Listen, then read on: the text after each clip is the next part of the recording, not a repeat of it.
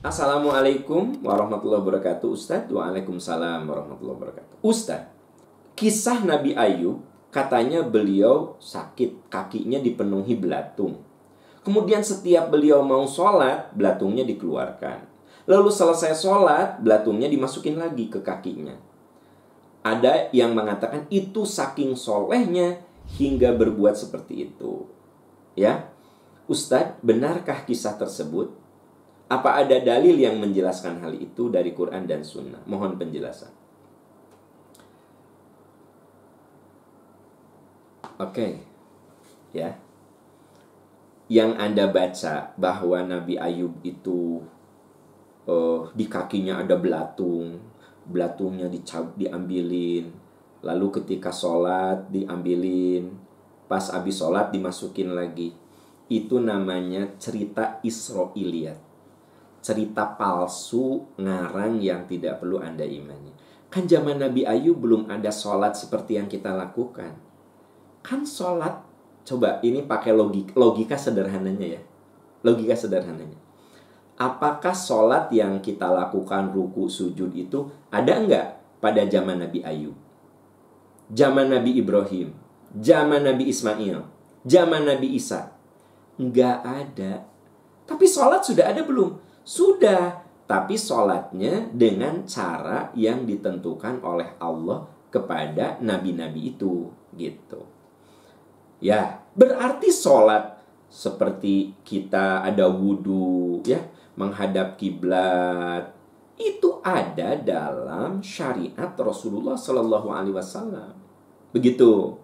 Jadi kalau Nabi Ayub melakukan sholat, ya, bersuci dulu gitu. Berarti Nabi Ayub itu melakukan sholat seperti sholat yang kita lakukan. Benar nggak? Padahal zaman beliau belum ada sholat yang kita lakukan seperti ini. Sholat yang kita lakukan sekarang itu tidak ada di zaman Nabi Ibrahim, Nabi Ismail, apalagi di zaman Nabi Ayub. Tidak ada. Menghadap kiblat, berwudu, bersuci, ya, menghadap kiblat, sholat 5 waktu. Itu kan belum ada zaman Nabi Ayub. Gimana sih? Jadi di situ dikatakan ketika Nabi Ayub mau sholat subuh, beliau bangun lebih awal, beliau copotin itu si belatung-belatung dari kakinya. Lalu setelah sholat subuh, beliau balikin lagi belatung itu ke lubang-lubang di kakinya. Begitu sabar dan solehnya Nabi Ayub. Ini cerita dusta. Pakai logika. Apa logikanya?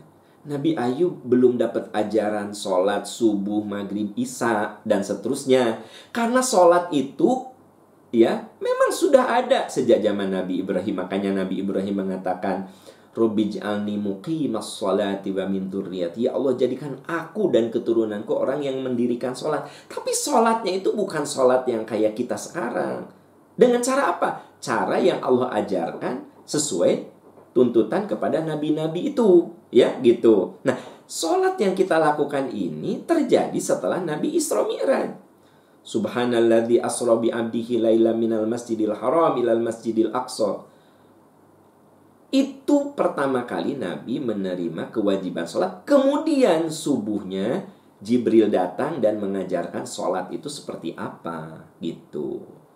Ya, jadi cerita Nabi Ayub yang Anda baca itu namanya dalam istilah tafsir cerita Israiliyat. Israiliyat itu ngarang-ngarang yang dibuat oleh, disebut Israiliyat karena orang Israel itu, ya, Bani Israel itu seneng kalau sudah bercerita yang heboh-heboh gitu, ya.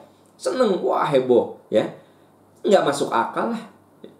Dan kalau misalnya Anda sakit seperti itu, ambil belatungnya, buang. Nggak usah dimana, kasihan sayang, kamu masuk lagi ya ke kaki aku ya. Nggak usah kali, nggak kayak gitu. Ya, begitu. Nah, jadi sahabat-sahabat tercinta, memang kita ini kudu kritis ya.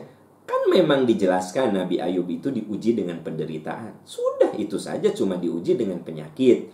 Ya, nah kadang orang ngarang-ngarang. Penyakitnya itu, nah dibikin mengerikan deh, yang mengerikan. Penyakitnya itu ini. Sampai satu kampung itu merasakan baunya, ya, penyakit Nabi Ayub. Nah, itu kan keterlaluan, terlalu ditambah-tambah. Itu Israiliyat itu namanya khayalan. Ya, mirip seperti sutradara membuat film supaya kalau itu menyedihkan, sedih banget. Kalau itu menyebalkan, sebal banget. Kalau itu menakutkan, takut banget. Nah, itu kan kerjaan sutradara ya.